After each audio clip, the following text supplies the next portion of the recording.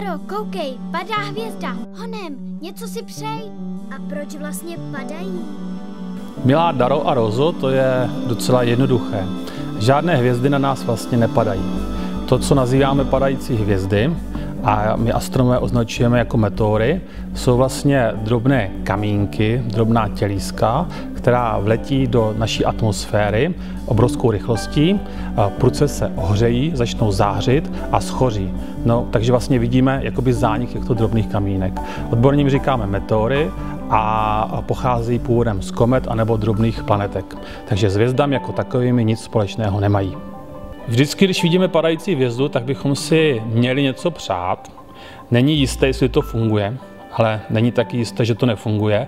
A navíc vlastně každá ta událost je naprosto jedinečná. Už se to nikdy nezopakuje, protože ten kamínek proletí tu atmosféru jenom jednou a zanikne zpravidla. Nevíš, jeho zbytek může dopadnout na zemský povrch. Takže je to tak vzácná událost, že se fakt vyplatí něco si přát a doufat, že se to splní.